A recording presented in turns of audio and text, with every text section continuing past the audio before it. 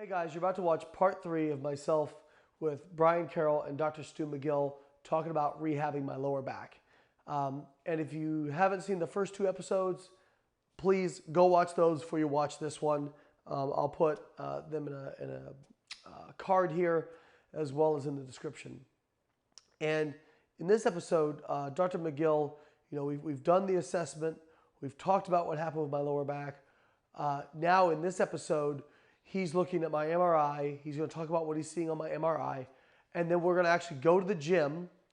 And there he's going to instruct me in the McGill Big 3. So the McGill Big 3 are the bird dog, the McGill curl up, and the side plank. And those are exercises I do every single day. He's going to talk about those, why I was doing them wrong at the time, and how to do them correctly. And then he also goes through my squat and my deadlift. And we actually do some squatting and deadlifting, very light weights. And they kind of critique my form, give me feedback. And for those of you who like to tell me my squat form sucks, I'm sorry to tell you that neither of them said that I needed to squat more upright. In fact, they both acknowledged, Brian I think acknowledged it straight up in the video that my physique will not allow for that. My levers will not allow for that. So anyways, but there are some things that they did give me feedback on that I can do better. And so I'm really looking forward to getting this rehab done and being able to lift again. So if you guys aren't already, make sure you're following along on Instagram. Like and subscribe, or like the video and share the video, and subscribe if you're not already subscribed. And I've been kind of going through a lot of my rehab exercises on Instagram, and I'll probably put together a video of those as well as kind of an addendum part 4 to this video. I think you guys are really going to enjoy this video. It's actual in-gym McGill putting his hands on me and showing me how to move. I think you guys are going to get a lot out of it. Enjoy. Well, I know when I was first getting into powerlifting, I made a lot of progress strength-wise. I did very high volume, very high frequency. I was squatting 3-4 days a week, deadlifting 3 days a week, 2-3 days a week, bench pressing, 3-4 days a week. That's a lot of work. A lot of volume. I got very strong that way until my body gave out on me. So I'm seeing great symmetry and density. So this is the porterhouse steak, by the way. So there's the T-bone right there.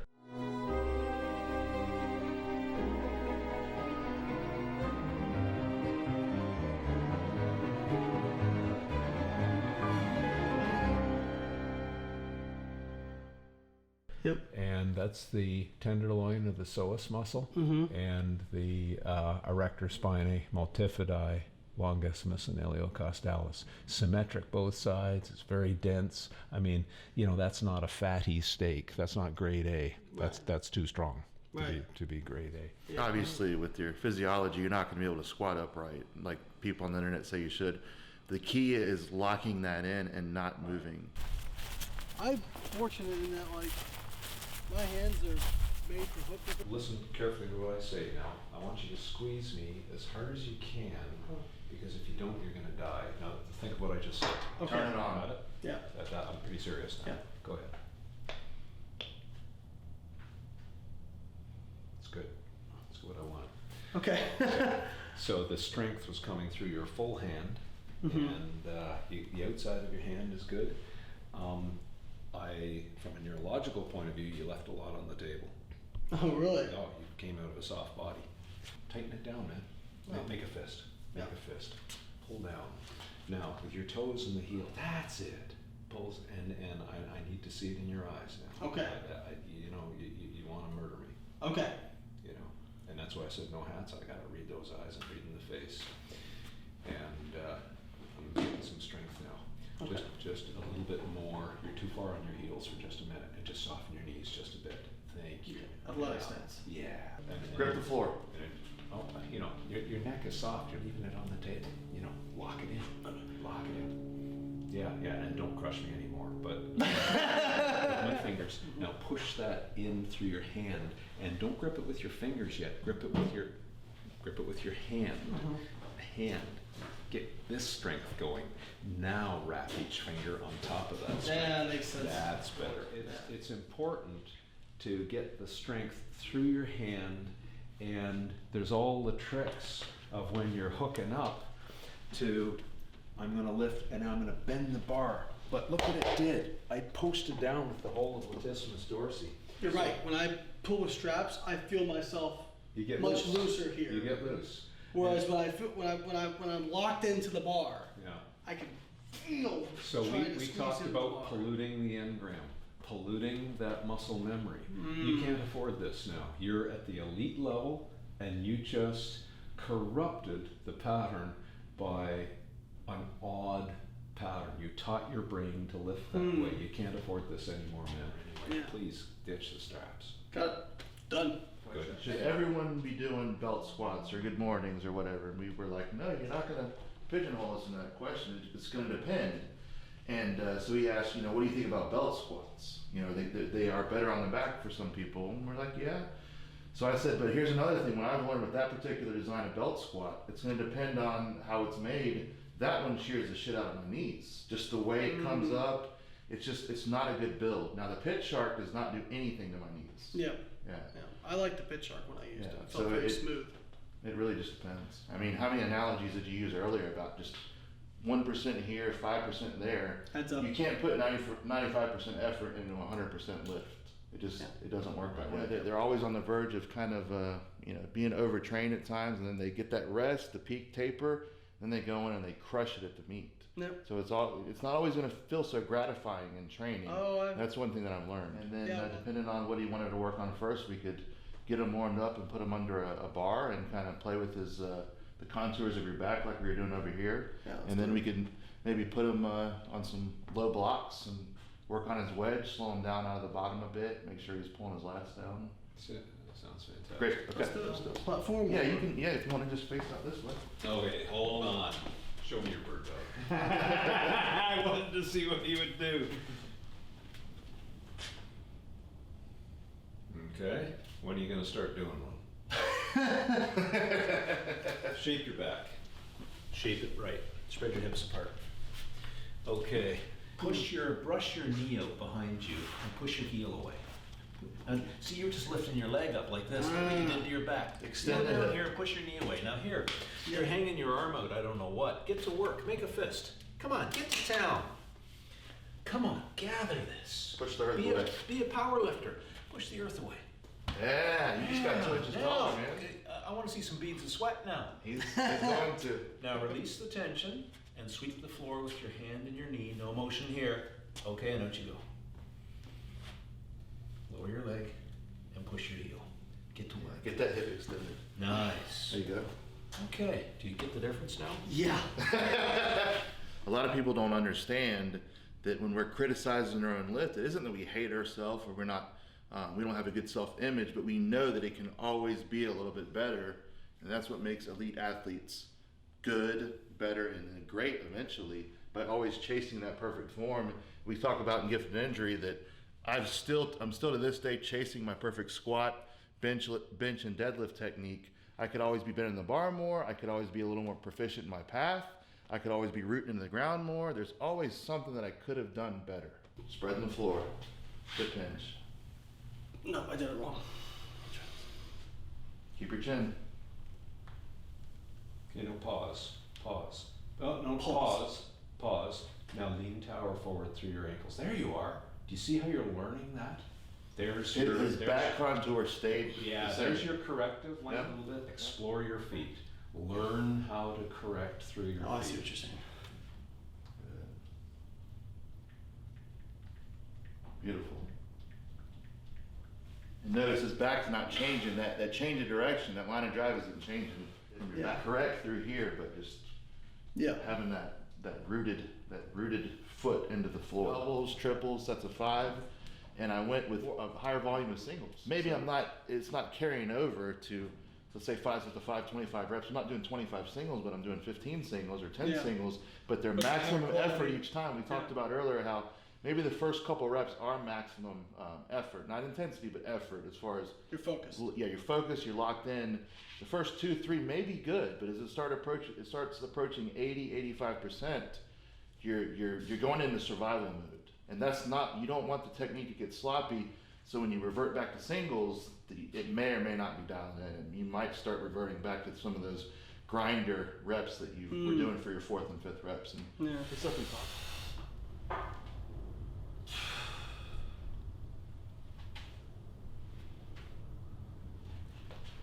we could pull that carpet out from the next one. Sorry about that.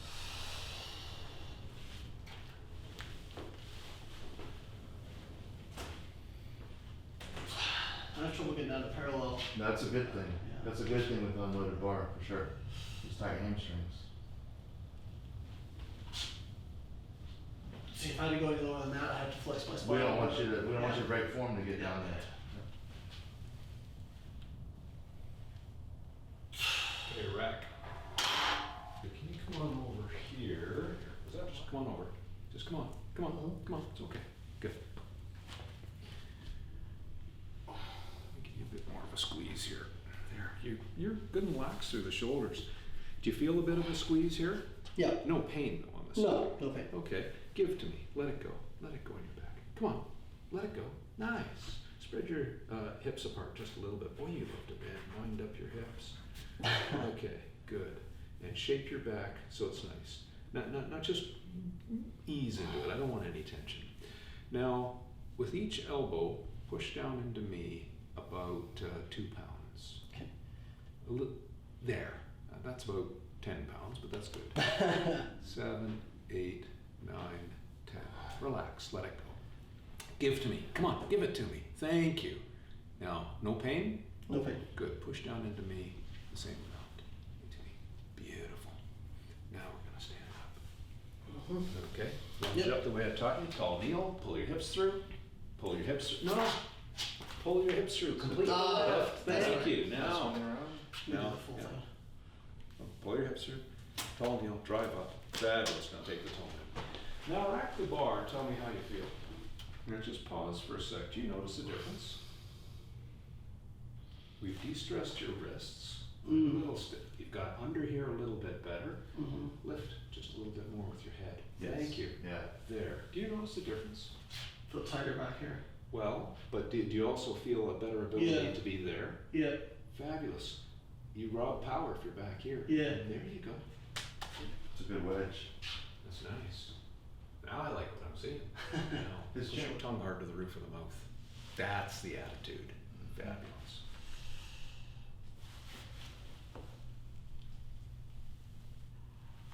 Oh, you're all right. You're all right.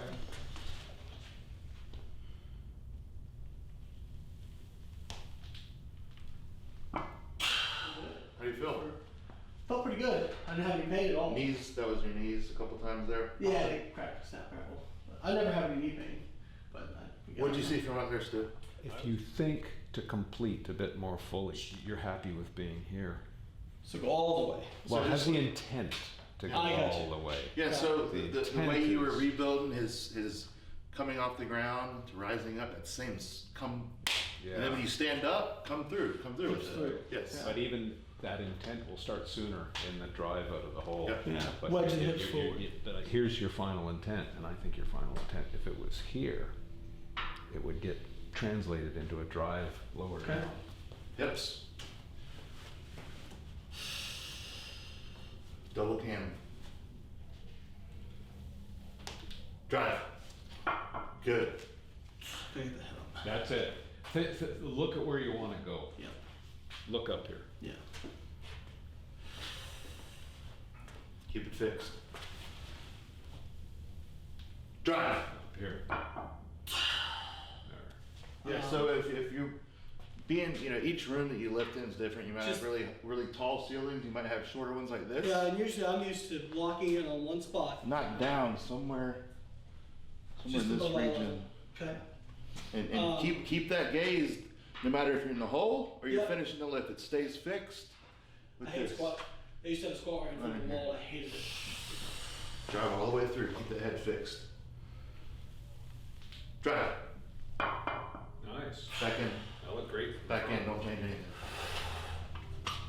There you go, and hit second gear. Now I want to see Yeah. the head. See, that's muscle memory. Yeah. Hey, why don't you pull your shoes off for us, please? Get your tongue ready. Get your tongue ready on the roof of your mouth.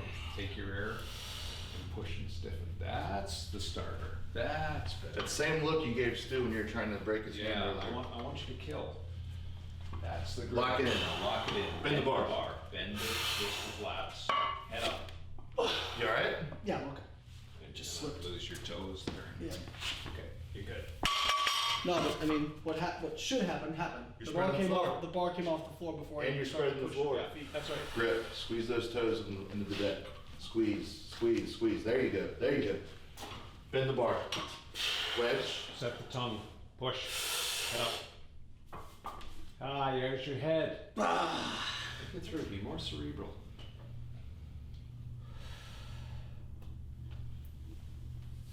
Maintain that head neck. Now think of where you're going. Bend the bar now.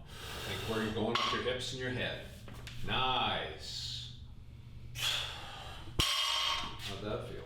Good. That looks clean. That's clean and efficient. Right, because it feels shorter. Uh-huh. You know what I mean? It That's feels. exactly what. That's a It nice way to feels say it. like a hip pop. It's efficient. I learned a ton today, especially with things that I thought I knew what I was doing, but I didn't know what I was doing, and other things where I knew I didn't know what I was doing, and I didn't know what I was doing.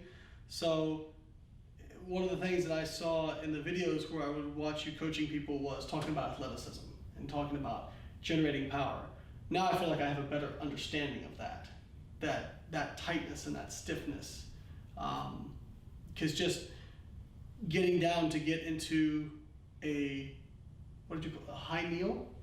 Oh, tall kneeling. Tall kneeling. To get into tall kneeling, that took me 5 minutes of coaching to actually learn how to do that. So this has been an invaluable experience for me. Do you feel better about what you saw with regards to me getting under the bar, even though I haven't earned it, and then some of the changes in just how I move from day to day? No, of course I'm very pleased, Layne. You're wonderful to coach you, and you know, just to reiterate a little bit there, I think all we did was remind you of a few things. And pain and injury is a terrible corrupter of good, efficient movement, the efficient movement that Brian talks about. And to, you know, if you've damaged your foot, you limp. Yep. And when your foot heals, you still carry the legacy of that limp. Well, when you put a few 100 pounds on that damaged foot with the limp, you're going to be in big trouble. And it's the same thing coming out of back pain. So I think that's all we did today. It was just to remind you of some of the things you already used to know before pain did its work on your nervous system and your body. I think one of the things I read in Back Mechanic that really stuck with me, and Brian, you said this the other week when we talked, you said, the more pain-free days you have, the more pain-free days you will have. Can have. Can have. Yeah. So, and I think it probably works in reverse too, right? The more pain you have, the more pain you can have. And I was guilty of, at times, being in pain and starting to press to find that and see if it was still there. And one of the things that I remember stuck out to me in the Back Mechanic was, stop trying to find that. Find where you have no pain and build off of that. Perfect. So that made a lot in my mind about, you know, first off, guys, if I can emphasize something to you, if you're hurting, stop whatever is making it hurt. You're not gonna, you can't win whatever meet or whatever event you're trying to get to in one day, but you can certainly lose it. And I know for me, many times or several times when I got injured, it's days when sometimes, well, a couple times there was no signs, but a couple times there were signs, and I ignored those signs because I said, I've got to go in, I've got to get this done. Whereas if I'd taken a day, maybe been in a better mental state, had less pain, or no pain, rather, preferably, I wouldn't have made those same mistakes because I wouldn't be getting that negative feedback from my mind. So you came back from, terrible injuries, and it was less than a year for you. Now, when you decided to do a meet again, what was Stu's reaction? Well, we'll take it back a little bit to 2013 before the meet in 2014. And my back was damaged because I did a lot of foolish things, not just in training, but like Stu talked about a minute ago about movement patterns day to day, and everything became cumulative. So Stu was very open with me about how he thought that he could get me pain-free, but I should probably assess how much I want to proceed ahead with powerlifting and enjoy a pain-free life. So that was his thought there. But immediately he knew that once I became pain-free that I wanted to get back to powerlifting. So I did everything in my power to control. When we talked about earlier, control the things you can control. I moved well, and we ended up building enough pain-free capacity to get back on the platform. And a lot of people would say, why would you maybe throw it all in the wind possibly and end up hurt again? And I think as elite athletes and people that have goals and want to hit numbers that people have never hit before, or not many people have seen before, there's something in us that you can't really describe, right? A ship is safe at harbor, but that's not what a ship's for. Right. So it's, yes, you can live a pain-free lifestyle, but, Yeah. there like for me, there may be one day, and I tell people, like, this is my definition of when it's okay to quit on something. If you don't have a passion for it anymore, if whatever is causing you impediment or pain, and not just physical pain, but like anguish of what actually it takes to get there, if that exceeds your drive to do that thing, then it's okay to say, hey, this isn't for me anymore. But like me, I've still got a passion to get back on the platform and lift. And so as long as that fire's still burning, I'm going to do everything I possibly can to try and make it back there. And if it doesn't work out, at least I can say I did every single thing that I possibly could do, and it didn't work out, but I gave it my all. And for me, that's very important. For my mantra of how I like to live my life is to know I left it all on the table.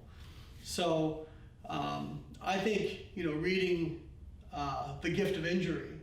So guys, we haven't talked about it yet, but The Gift of Injury is the book with Brian and Stu and their story of meeting, and Brian's horrific injuries, and you can see the MRIs in there.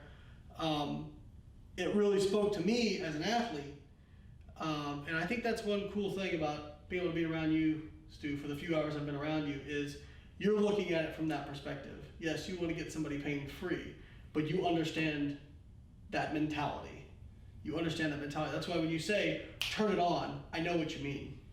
I know what you mean when you say turn it on, because you've seen it so many times in somebody's eyes of turning it on. And most doctors you go to, and what do they tell you?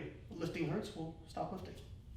Well, I've been around enough warriors to know what makes them tick, and we did say off camera earlier, it's always been my philosophy not to dismiss the intelligence of people, and do my best job to give them the information, give them the training techniques and the tools to do what it is that fuels that warrior. And then after that, I'll give them all I know, and then say, now you must make your decision. So I'm not here to tell you to do something or not do it, but I'll tell you what I know on how to do it. And it's always a joy to work with the warriors. And that kind of brings the question you asked full circle about the way he looks at things. It was, hey, this is what I would do. This is what I would advise if you were my son. I'd advise you to not powerlift anymore. But you seem like your mind's made up. Let's get you pain-free, and let's work on building pain-free capacity once again. So that was, we didn't put the cart before the horse. It was get pain-free, stop picking the scab all the time. Then we'll have you back up in 6 months, and we'll talk about your powerlifting career. Yeah. So it was a process, and it isn't going to happen just overnight. And I'm sure you've had a lot of people reach out to you through Instagram, through YouTube, through Facebook, and say, here's what you should be doing, Layne. Here's what you shouldn't be doing. You should be stretching.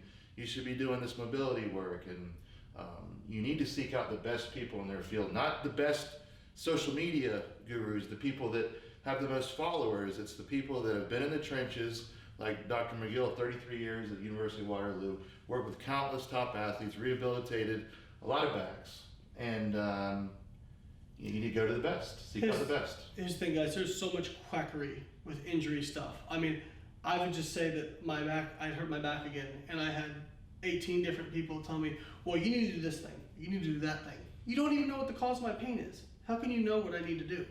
And I had people recommend massage therapy, chiropractic, reverse hypers, this exercise, that exercise, this stretch, that stretch. Well, how do you know? That would be like me saying, Brian, you need to be on a keto diet. I don't know anything about you, but you need to be on the keto diet. That's not one size fits all prescription. It's not appropriate. It's never appropriate. And especially when you're dealing with injuries. And if you guys are injured, like first off, I can tell you, if you have a back injury, absolutely get the back mechanic. If you don't have a back injury and you never want one, get the back mechanic. If you're a competitive athlete, get the gift of injury, even if you've never been injured or injured seriously. Because we talked about this earlier. You can learn from your own mistakes, but you can also learn from other people's mistakes and people who have been there. So why would you want to have to cross the road that I've already had to cross of being in pain, not able to do the things I want to do? The low point in my life was being on the floor, and the only way I could be not in excruciating pain was to lie on my side on the floor and not being able to play with my kids even at that moment. Why would you want to get there? Don't get there. Learn from the mistakes of other people, okay? These are, I have no problem saying these are two of the best books I've ever read, and especially about injury. So I highly recommend you guys pick them up. Guys, can you tell us where they can get those two books? Yeah, you can get it at all the different Amazons, Amazon.ca, there's Amazon, is it .uk? One of Australia's .au. Yeah. No, it's not. There is no Amazon.au, believe it or not. They only have digital products. But Gotcha. it's on Amazon.com, .ca, .uk, .es in Spain, Germany, etc. But it's also on your website, powerrackstrength.com, and on ours, backfitpro.com, which has a few other items of interest that folks might find helpful for whatever it is they need with their back and whatever it is they need for their strength ambitions. Mm-hmm. Yeah. So, had a great time working with you. Yeah. You had the ultimate assessment today, but Yeah. in the clinical standpoint, and then we think we did a pretty good, damn good job assessing you, under the bar, and we made some progress today, and I've had a great time working with you, man. 135 pain free, and I can tell you, like, you called it. He said, as we were doing the assessment, he said, this is what I'm going to see on the MRI, and it's exactly what he Here's your saw on the open picture. MRI. Yeah. Exactly. So, again, guys, there's good people out there. I believe you have a network of providers as well now, right? I do. It takes us, people want, do you have a provider in Chicago? Well, no, I don't. It takes us a long time to train them. Yeah. So they are sparse. We're very rigorous in the training process and the audit to make sure they truly are good in getting back patients better if my name's on it. But we had another one qualify yesterday. I watched the process. For San Francisco. Awesome. So thanks for asking that, but people can find a McGill method provider if they go on the website. Excellent. Around the world. Excellent. I'll put those links in the description, guys. Thank Stu, great meeting you. Thank you for your help. Thanks very Brian, much, Layne. great meeting you. Thank you for your help. Yeah. Guys, go And check out the and website. I have enjoyed meeting you very, very much. Good. Yeah, Well, thank I'm you. glad to hear it. I'm glad to hear it. You hear that, guys? I'm not as big of a jerk as everybody thinks I am. Go check out the websites. Get the books. It'll help you guys out a ton. You're welcome.